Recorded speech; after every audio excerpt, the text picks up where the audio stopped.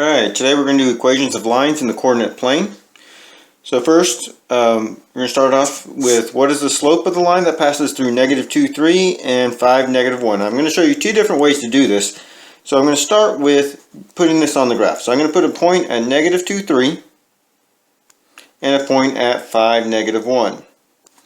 So the easiest way, if it's on a graph, is just to do rise over run. So you're changing y over your change in x. Same thing, just rise over run's a little easier to remember than changing y over changing x. So we're going to do our change in y. So we're going up 1, 2, 3, 4. So our change in y is 4. And then our change in x, we're going left, so it's going to be negative 1, 2, 3, 4, 5, 6, 7. So it'll be negative 4 over 4 over negative 7.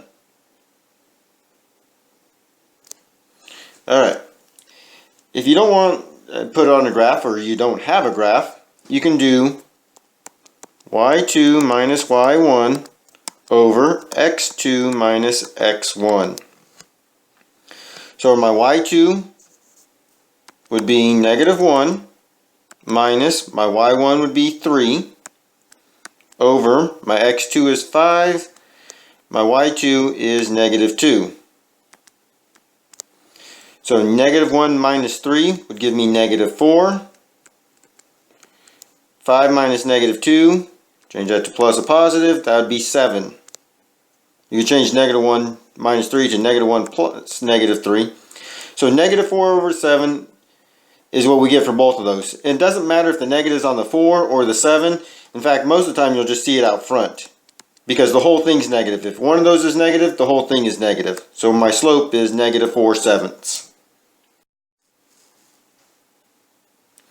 Alright, next we're going to do the equation of the line that passes through the x-intercept of 3 and y-intercept of negative 6.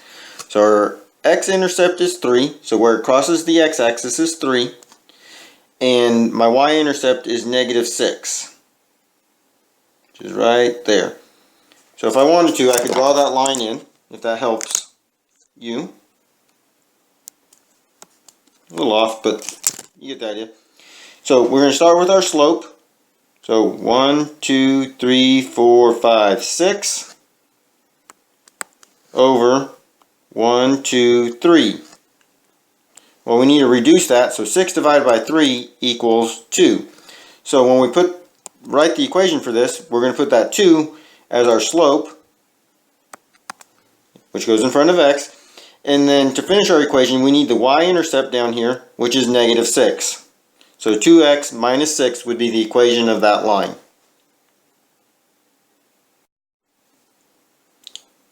Alright, now we need to find the equation of this line.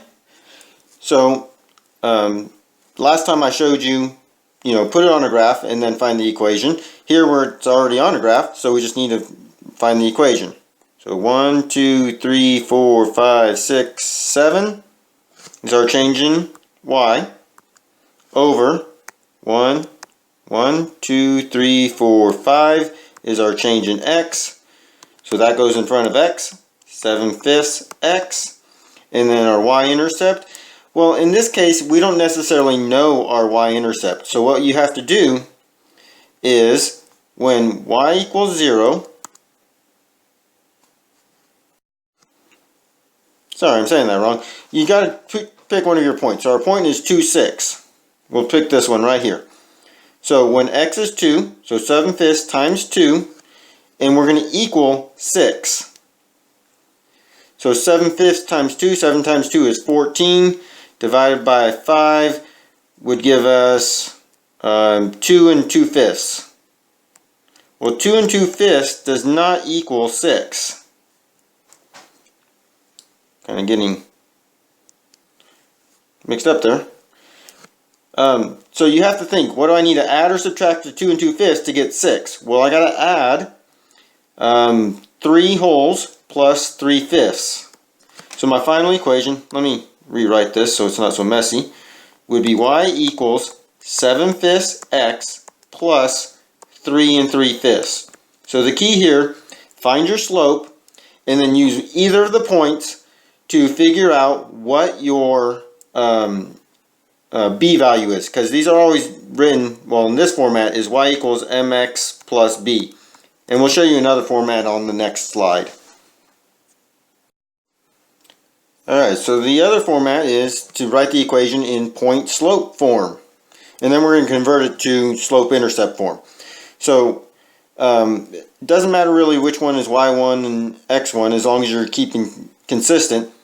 So we're going to choose this point right there. So our y value there is 4. So it's going to be y minus 4 equals, we'll get to m in a second, x minus, our x value is negative 2. And then you can change that minus a negative 2 to plus a positive 2. And then my m value, I got to find my slope. So we're going up 1, 2, 3, 4, 5. That's positive. And then we're going left 1, 2, 3. So that's negative. So we got negative 5/3 x plus 2 equals y minus 4. So that's our equation in point-slope form. We need to convert that to slope-intercept form.